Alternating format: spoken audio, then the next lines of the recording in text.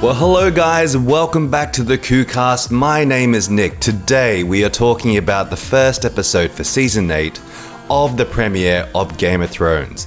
Now, it has been a long time waiting. I believe we've been waiting 2 years to get this first episode out, and man, what a blockbuster this first episode was. Look, it wasn't really, I wouldn't say it's well, there were a lot of big things they dropped in this episode. So, spoilers ahead if you want to pause and wait to see the episode before I spoil the crap out of this thing, because, man, what are you doing here if you're not watching this show? A funny anecdotal story, though, is that I've met a few people who just haven't seen this show, which is fine. But it is a hard show to catch up on. I was talking to a few people, and it is 7 seasons to get through is tough. 7 episodes and about an hour. Well, what is it? The first season was like 10 episodes, and then the last season was 7 episodes. So at 1 hour a pop, if not more, per episode, is a lot of hours to catch up on. So I do feel bad for people who have to try and figure out what Game of Thrones is right up to this point. But look, if you're on the Game of Thrones train, I'm excited with you guys. I'm excited to see what happens in the last season. Just like the last season of Breaking Bad, it's just a cultural phenomenon. I mean, they're already talking about spin-offs of this show, and David Benioff and whatever that other dude, D.B. Weiss, they're going to go and basically make Star Wars now right after this, on the back of this. So, look, good things ahead. This episode had a lot of interesting things in it that, it took me, I don't know if you were all caught up, but I actually had to kind of rack my brain a little bit to try and remind myself what was actually going on. Because there was no, like, previously on Game of Thrones. There wasn't any of that. It was, you very much just dropped straight in the middle of it. Maybe I needed a season recap, but I just jumped straight into it. It's been a busy week, man. I don't got time for recaps. I just need to jump straight into the show. So, we're basically thrown back into the scene of things. Obviously, the last season, the White Walkers had basically marching north of the wall. They're marching to the wall, and I think they'd just broken through the wall. So, and with their now that they've got this newfound dragon to basically fight with, thanks to Daenerys' poor planning of bringing all 3 dragons. She could have just brought 1, but no, she had to bring 3. She just nicely donated one of them to the White Walker King, just because I think the plot demanded it. I mean, don't get me started about last season, guys. It was a tough slog. I enjoyed it in the moment, but on second viewings and maybe just afterwards, I just thought, man, that was such a poorly thought out season. It was just so unbelievably predictable in a way that just, it was entertaining, but not good writing. And I don't know what it was, but it just didn't quite hit the mark. I can't defend it. I want to defend this show, and I think that everything from season 1 to 5 is airtight.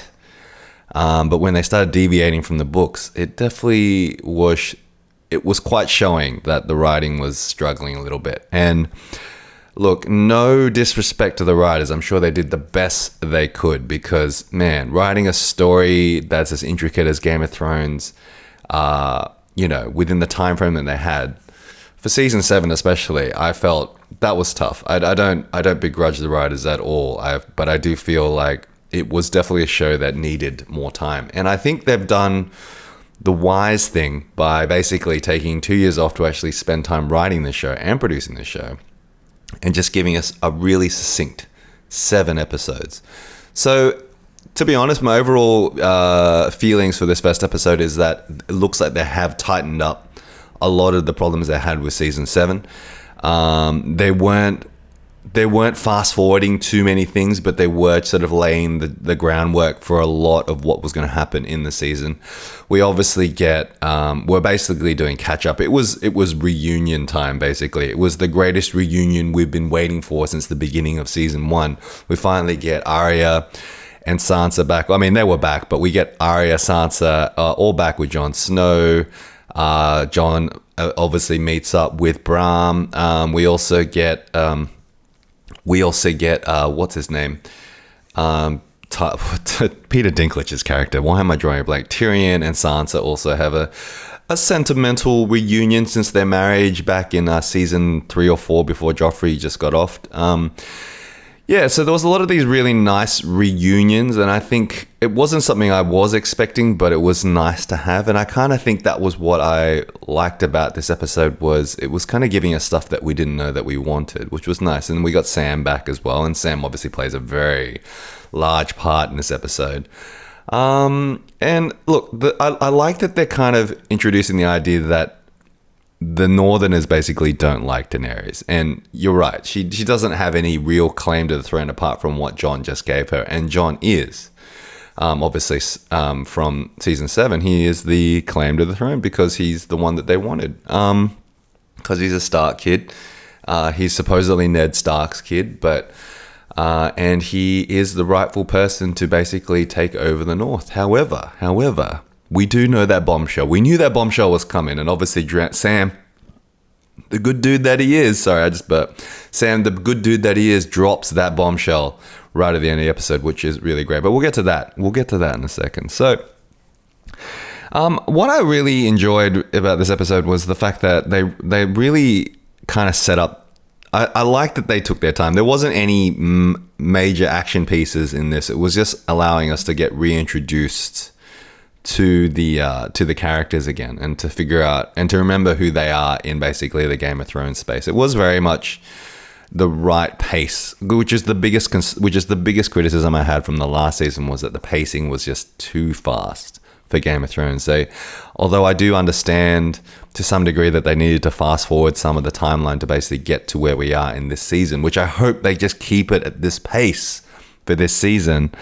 I do hope that I really did appreciate that there wasn't anything major happening. It was just reestablishing characters, and I was quite happy that we could just spend an episode just reestablishing who these characters were. We got the Onion Knight come back. We got Jorah come back. Obviously Daenerys is back there. We get introduced to Missandei,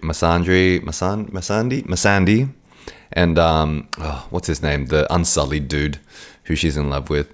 They didn't get any lines in this episode, but they're there. And yeah, we get introduced to Cersei again and what's happening in her neck of the woods. Obviously Theon comes back, and he actually thankfully redeems himself within the first episode. I'm glad he came back and rescued his sister, which her name escapes me, but it's good. I'm glad that he had a redeeming moment. I have a feeling that they're laying the groundwork that he will basically be somebody who comes in at the last second and is able to help out at a crucial moment. And hopefully he gets his redeeming arc, because Theon's done some terrible, terrible things, and to some degree some of the things that came towards him he kind of deserved, and some of the things that came towards him he definitely didn't. But he had made some terrible choices, and I feel he wants to redeem himself, and he's going to redeem himself hardcore, to the point maybe he might lose his life for it. So we'll see how Theon goes in that situation. We've also got Cersei plotting her way as she is, but I don't know. Cersei she's sort of just, nothing really happened with Cersei. We're just been told that she's basically there.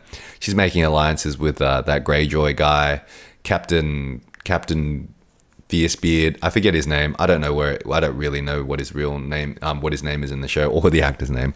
But she's making alliances with with that dude who's trying to basically get her pregnant. But some reason I think Cersei has some other designs. She has Captain Fancy Pants basically says he wants to put a prince in her belly. But she kind of gives this weird look afterwards. Maybe she's not interested in having any more kids. I really don't know what the story is. If anybody can tell me, I would love to know.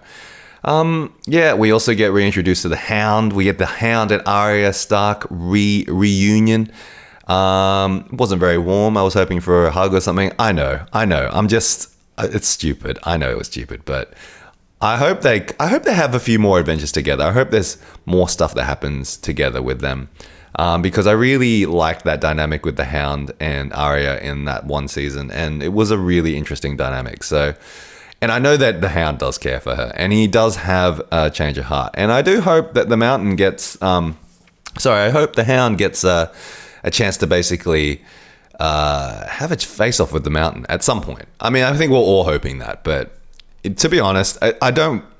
You know, one thing I really hope about this show is that they don't go towards fan fulfillment. I don't want to know... I don't want them to give me what I want. I want them to give me something that I didn't see. And not to subvert expectations for subverting expectations' sake, but I want to be honestly surprised that this is the direction they chose. And, you know, in a good way. And that the choices that the characters all made were correct and that they were in tune with that character. I don't want to see...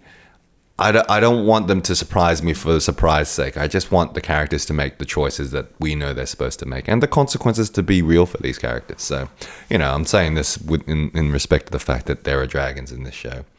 And speaking of dragons, man, I did actually really, really enjoy it. I thought it was going to be super corny, but when Jon Snow jumps on the dragons and we had a bit of a How to Train Your Dragon moment with Daenerys and Jon Snow flying dragons, I thought that was actually pretty damn cool. I'm not going to lie, I wish I had a dragon to fly. I honestly thought that he should have fallen off, but it wouldn't have made for good TV if he fell off. Obviously, they land and they have that little smoochy smooch, and we all know you can't be kissing your aunt, but he doesn't know that he's kissing his aunt, so we give him that benefit of the doubt. But man, if he's going to find that out later, and that's not going to be fun for him. So yeah, they do a lot of this stuff. Incest is rife for this show. I don't really get it, but I guess that was kind of the thing back in the day. I really don't know. But look, John doesn't know, so what's he going to do? We got Sansa over here also giving Daenerys the cold shoulder because, you know, why? She's just more pissed at her brother, the fact that basically poor old Jon basically, you know, gave up his crown basically so they could get the giant army that Daenerys has. And I'm not going to lie, he's in a bit of a pickle, poor Jon. I don't know how he's going to solve the situation, which I love. I love that he doesn't know how he's going to solve this. What's he going to do? Is he going to kill Daenerys? I mean, he can't really do anything. And if he kills Daenerys, he's going to lose his army. So there's going to be a riot. He's got to play this well. And I mean, I get where Sansa and where a lot of these dudes are basically coming from. Like the Onion Knight was mentioning this too. Like she needs to earn the loyalty of the Northerners if she wants them to be fighting for her. But the reality is, what can he do? He's kind of caught in a rock and a hard place. And compound that with the end part of the story where we've got Sam basically being told by Bran in no uncertain terms, you need to tell Jon Snow who he really is. And for those for those who didn't watch the last season, I'll just quickly recap with you. Basically, Sam and Bran, is it Bran? I don't know what it is. Bran, the kid who fell out the window in the first episode, basically. He is, they basically figured out that essentially that Jon Snow is actually the son of Lyanna Stark and, what's his name? Jeff Targaryen. I don't know what the Targaryen king or whatever, the Targaryen prince, Rhaegar Targaryen, I think it was. And so that actually makes him the actual heir to the throne. Not just in the north, but to the Seven Kingdoms. And that's a big deal. And he's always had the claim to that throne, even though he didn't want to be king. And God bless Jon Snow. He doesn't want to be king, but that's kind of the hero that we need right now. The reluctant hero. So, yeah, I feel bad for him, dude. Like, he's probably, you know, in that one episode, Sam's basically told him, like, you know, your girlfriend basically fried my dad and my brother, you know, execution style, and turned them into KFC, basically. And guess what? The person that you're making out with is not only your aunt, but you're actually the rightful king. So you've just kind of just abdicated the throne for the fact that you are actually the real king. You are the real deal. That's why he could probably handle the Valyrian steel and chop off that and kill those White Walkers or fight off those White Walkers. He's got some Targaryen blood in him, bro. He's got some special powers. He's got some Jedi Force abilities. I know. I talk a lot about Star Wars. I gotta get my Star Wars japs in there somewhere. So it's interesting pickle for everybody to be in. I I'm interested to see where Bram's character goes as well, because at this point, he kind of just lost a lot of his personality toward when he became the three-eyed raven. He has got no personality anymore. He's just this ghost of a dude who just can somehow see the future and stuff. So I'd be interested to see how they utilize this character in the plot of this show, because at the moment he's just the dude who just sits around and just watches stuff. I guess that's his role. He's not really meant to do anything. Or does he actually affect the events of what's happening in the show, or is he just there to observe? What is the role of the three-eyed raven? Maybe there's something I got to look up for the next episode. And obviously at the very end we get Jaime Lannister, which I was hoping for. I kind of knew it was going to be Jaime, but it was going to be only one of few people. It was only be Jaime, or it was going to be Brienne of Tarth. Brienne of Tarth. Where's she gone? I hope she turns up again. But basically Jaime turns up at the end. We know what he's doing.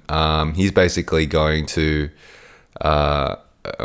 He's basically there to basically. I don't know actually what he's doing in Winterfell. I guess he's there to go fight for Sansa. But then he's got a lot of bad blood. I mean, first person he runs into is Bram, who's basically the kid who threw out the window. But I got a feeling that Bram isn't really there anymore, and he doesn't really have real beef with Jaime anymore, so this might be just a moot point in terms of just like, well, you did technically kill that kid, so he's not there anymore.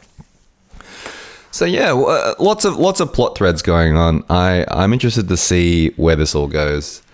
It's a strong start for the first episode of Game of Thrones season 8. I'm actually interested. I think they've laid some interesting groundwork. We'll see where this all goes. Hopefully not in predictable directions. If I had to predict what's going to happen, actually, I don't know. I actually kind of can't see where the threads are this season. Season 7 was pretty easy to map out. I don't think there was any surprises there. Every episode was just a little bit too predictable, which I really kind of liked and hated at the same time.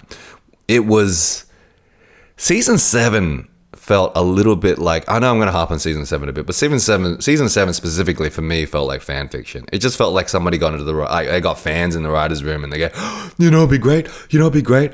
Oh, if somehow the dragons like go and rescue like, the guys from the White Walkers, but then one of them gets turned into a White Walker dragon. How cool would that be? It just felt like a lot of that was just rife in season 7. And although I can't remember massive amounts of it now because I just blotted it out from my memory. Come on, I'm not going to hate on fiction. Sorry guys, if anybody is listening to me, I don't hate season 7. I just found it a bit frustrating writing wise. Visual effects wise, it was really, really beautiful. It was probably one of the best animated, like it was one of the best VFX seasons by far, but I'll be honest, man, give me less VFX and more story and I'll be way, way happier. But that being said, still, I hate ripping on stuff. I don't want to hate on stuff. But yeah, season 7 was a bit tough for me. But season 8 is looking very promising. So anyway, guys, what did you think? What did you think of episode 1, season 8? I would love to hear your thoughts, any predictions you think might be coming up. Would love to know your theories on how you think Jon Snow is going to get out of this pickle. I really don't know.